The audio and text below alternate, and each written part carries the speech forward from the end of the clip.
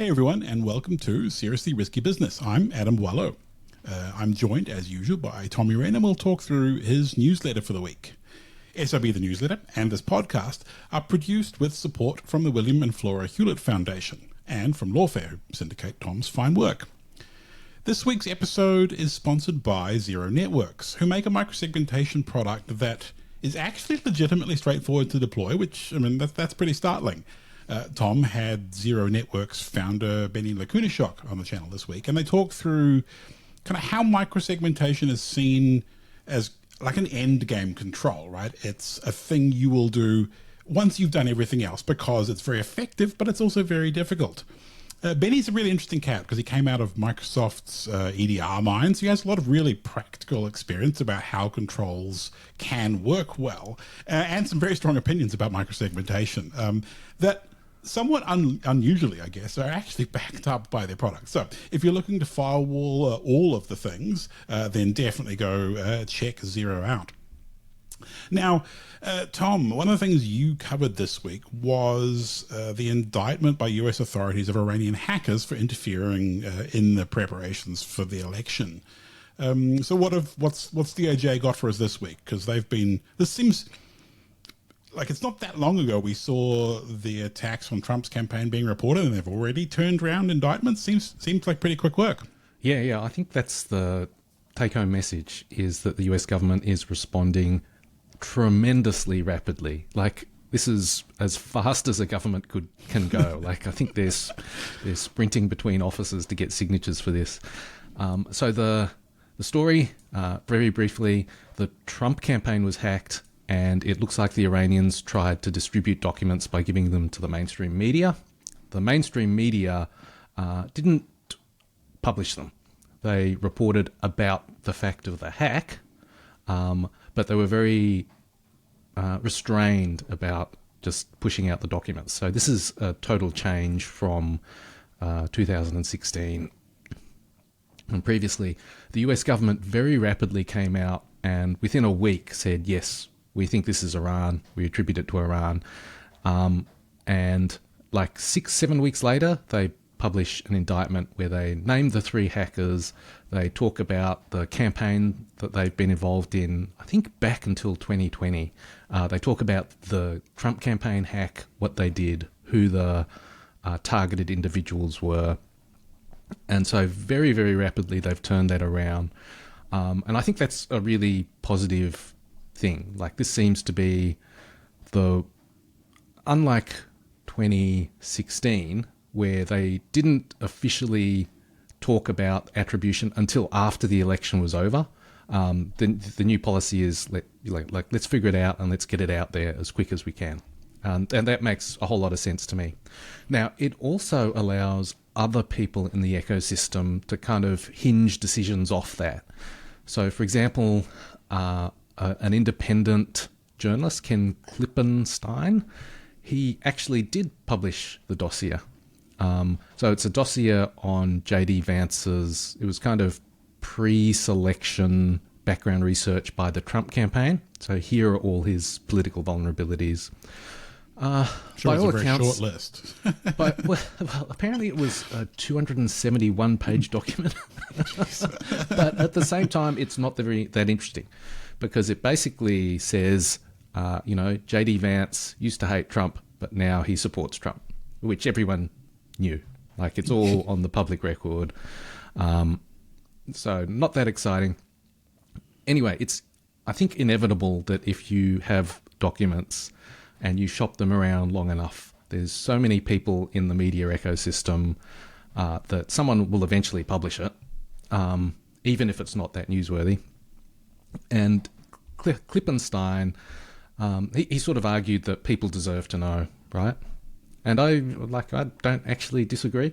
But what was interesting is that Meta blocked links to that post based on their policy that they're not going to contribute to, you can't take part in a foreign interference influence op, a foreign election interference influence op, which seems like, as a policy, that seems kind of fair enough.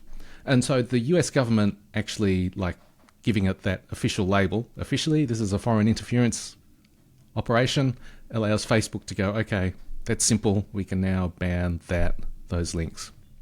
So is Now, that I one thought of it was, the thing? Yep. Is that one of the things that has changed since 2016 and the election after that? Like where the media outlets have changed how they react to getting hacked documents, but also the social media companies, Meta, for example, really being.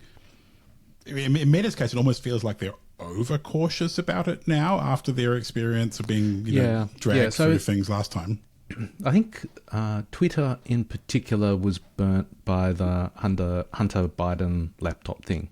So last election, if people aren't aware, there was material from Hunter Biden's laptop, and the story was that he had taken it to a repair shop, and I think the repair shop guy, he never came back for the laptop, and the documents eventually got leaked. I can't remember by who. And people thought, oh, surely this has got to be an influence operation, a foreign interference operation. It seems so incredible that you would drop off a laptop and never pick it up. And it was claimed that there was all sorts of evidence of corruption on that laptop. It turns out that there wasn't, but it also turns out that it seems like he just did leave his laptop there. So when your dad's the president, you would hope maybe a slight degree of it was his son. Thought. Twitter at the time blocked links to those stories about the laptop. And I think in retrospect, they think that was a mistake. And I think it probably was a mistake. It wasn't confirmed that it was interference. It was just an outrageous story. And so their policy has swung back to we're not going to do anything about it. Which I'm assuming is something to do with its new ownership.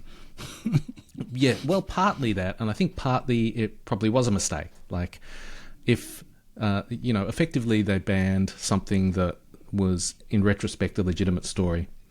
Now, I guess that's the advantage for the government actually coming out and giving an official stamp of disapproval, is that you can base decisions on it. Now, Meta seems to be just getting out of the news and politics game altogether. So, in a way, I think that's consistent with a broader push to try and remove, for example, Threads. It's not designed or not meant to be for news and politics. So they're trying to separate it from the former Twitter, I guess. Now, on the other hand, X, it also banned those links to Ken Klippenstein and the dossier. But the impression I very strongly get is they just ban it because it could be possibly damaging to Trump. and so I spoke to John Bateman, who's at the Carnegie Endowment and has written a report on countering disinformation. And he was basically, it seems like X has shifted away from having really firm policies, but is instead much more about just what Musk wants.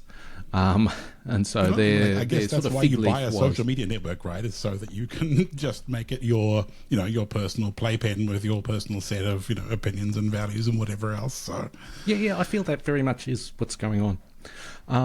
And so the rationale they used is that the document had personal identifiable information. But of course, Klippenstein didn't post that on X. He just posted links to the document.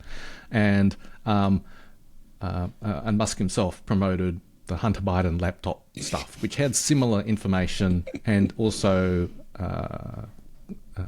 photos that were, those sorts of photos. So I think it's more than slightly hypocritical. Shocking. But I don't know that any of those policies are right.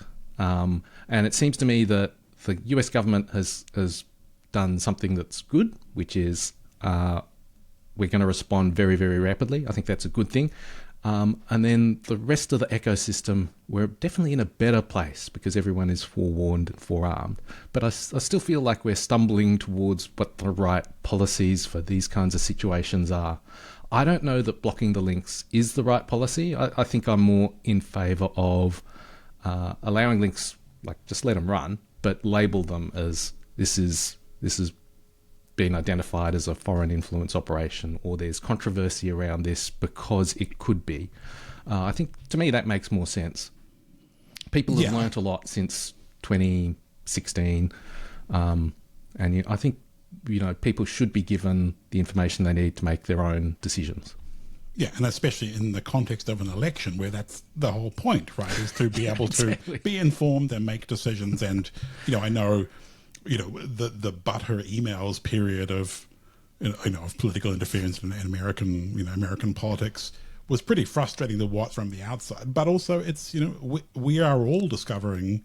The government, the voters, the general public, the media organizations, social media networks, like we're all discovering how to deal with this in real time. And as you say, I think the fact that the government has turned this around so quickly and quickly enough that people can incorporate it into their understanding when voting is absolutely the right thing to do. And I think, US government is such a giant lumbering beast that when you see them move quickly, it's because a lot of people put so much work and effort into doing exactly that. And I think that should be applauded. Yeah, absolutely. Now, speaking of, I guess, governments doing things that maybe don't warrant applause, is that a good segue? You've written about Evil Corp, the Russian cybercrime crew, famously kind of headed by Maxim Yakubets. People will remember him from his camouflage Lamborghini Huracan. And there's been some developments there in terms of more sanctions and things. And I know when I initially read the headline, I had kind of forgotten about Evil Corp, and I was like, oh yeah, it's just more Russian cybercrime. Why are we seeing sanctions so many years after the fact? But the story actually did kind of get interesting. So fill us in. Yeah, so there was a series of sanctions and indictments. They're timed to coincide with a counter-ransomware initiative. And I also was surprised about Evil Corp because you don't hear about them very often. And Catalan wrote up all the sanctions and indictments, so they're on Risky Business News. What I thought was interesting is that the FBI, the Australian Federal Police, and the UK's National Crime Agency, they released a kind of very brief potted history of Evil Corp that I just thought was a really good read. One of the things that I found very interesting was they talk about the links between Evil Corp and the Russian state. And it seems like Yakubets just married into the intelligence services in that his father-in-law was a former FSB official and was highly connected, and it seemed like Yakubets used that relationship as a way to build networks with the FSB, the SVR, and the GRU, so foreign intelligence, domestic intelligence, and military intelligence.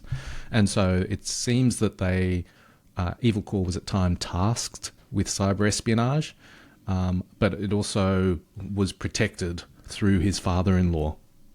So I thought that was just a sort of fascinating insight, and interesting that it came out so many years after Evil Corp's peak.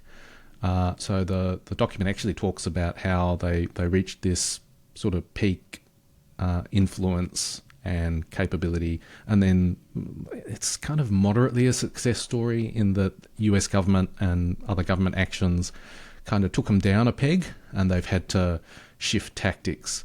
But the people themselves are still around in the cybercrime business.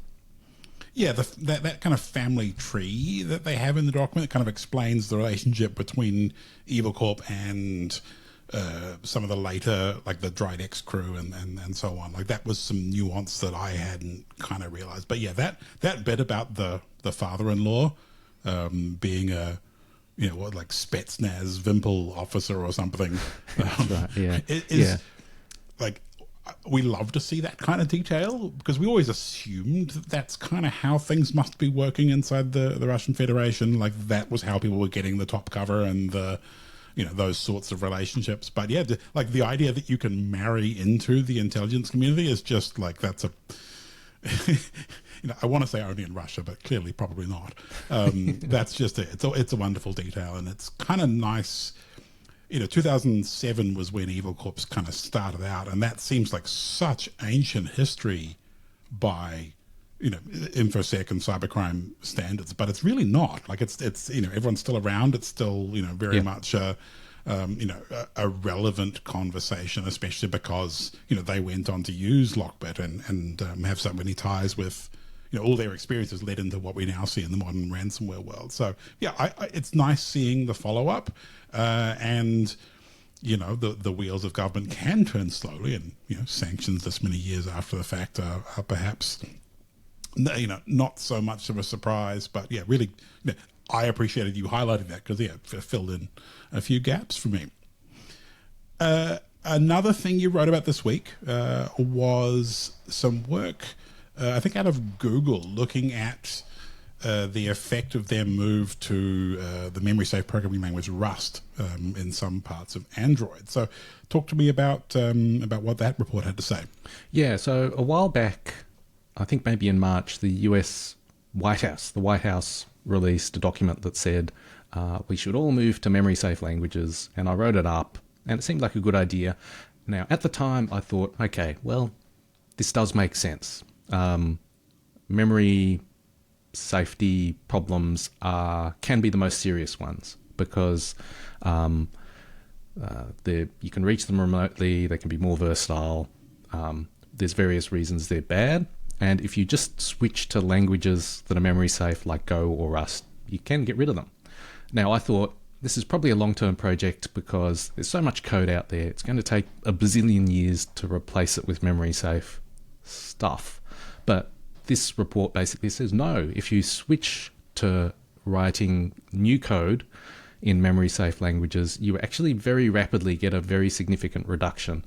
And the sort of theoretical reason is that most vulnerabilities appear in new code. And so the older the code gets, the less likely it is to have vulnerabilities in it. So if you can just get rid of an entire class from new code, you very quickly reap the rewards. So I think this is even more reason to adopt those kind of languages because the payoff is much quicker. And so if you're starting a new project, probably, definitely use one of them. And even if you're in the midst of a massive project, adopting them will pay off quite quickly.